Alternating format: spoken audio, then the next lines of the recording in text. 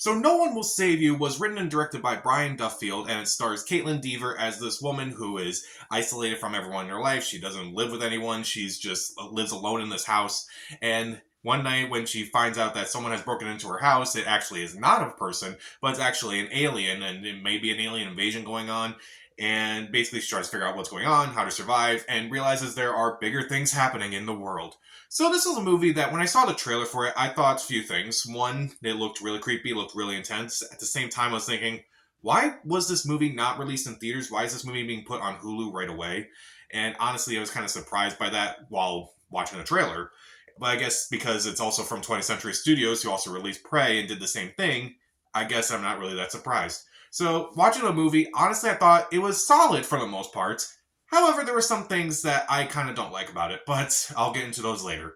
So, what works in the movie? Caitlin Dever is really good in this movie. Is really good. She's the main character throughout the entire movie. It mostly rests on her shoulders, and she carries this movie completely. She's fantastic in this movie. The way it's like I'm kind of interested in like her backstory, and the movie does like unfold her story throughout the entire movie. I do think it's really interesting.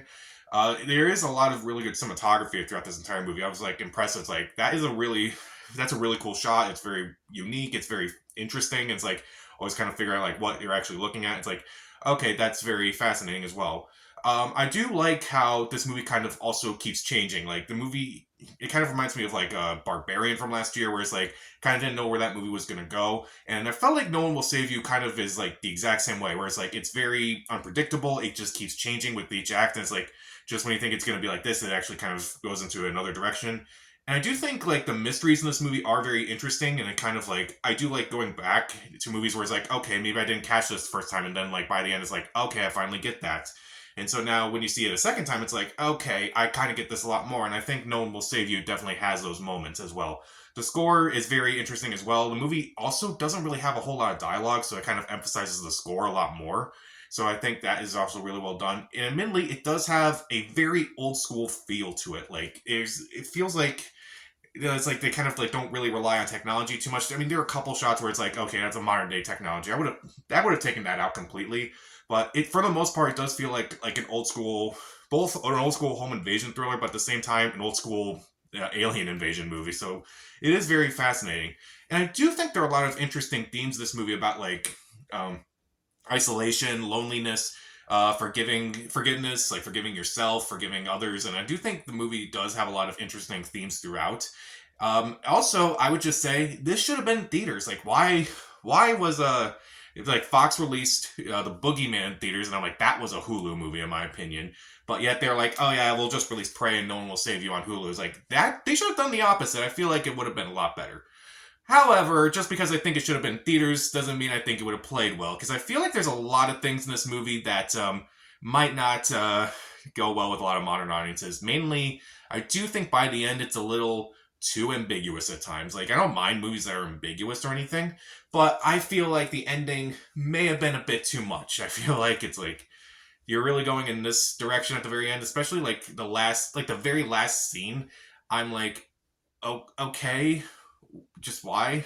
And I think that ending, I feel like the ending's gonna make people mad. Honestly, I've already looked at the Rotten Tomatoes score on it, and I've noticed that like it's like the even though the critical reception is mostly positive, the audience reception is more mixed. So I'm just like thinking that's probably not going to go well, and it probably won't like do really well in retrospect. But I yeah, the ending is kind of disappointing to me, but I do think for the most part the first two acts are pretty interesting. Like when you look at the ending and you kind of see how things kind of like happen, it's like, oh, that's why, that's what's going on.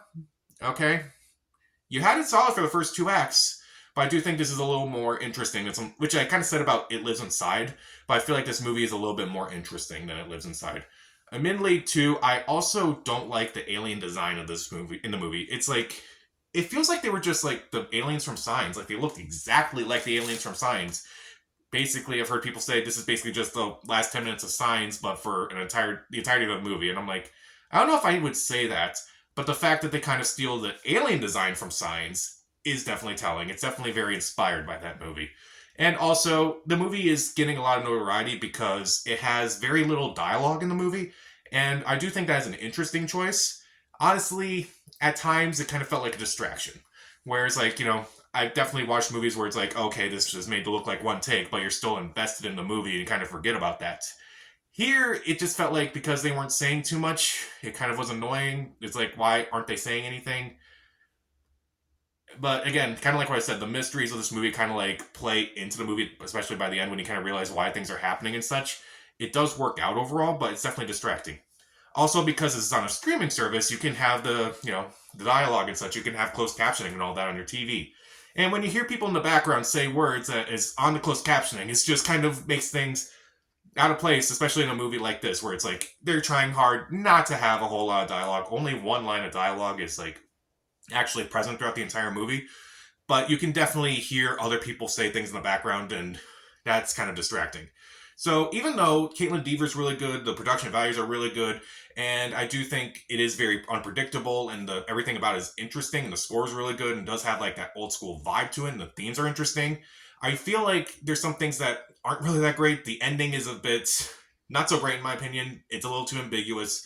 I think it's also I feel like it's going to make a lot of people mad, honestly. And also, the lack of dialogue, even though I found it very interesting at first, kind of felt more like a distraction by the end. And admittedly, the alien design is still not very good in my opinion. I would still say it should have been in theaters over something like It Lives Inside. So I'll give No One Will Save You, I'll be fair, I'll give it 3 out of 4 stars. Seat. So, what's your favorite alien invasion movie? Comment down below, subscribe to the channel. This is Pat. Stay safe.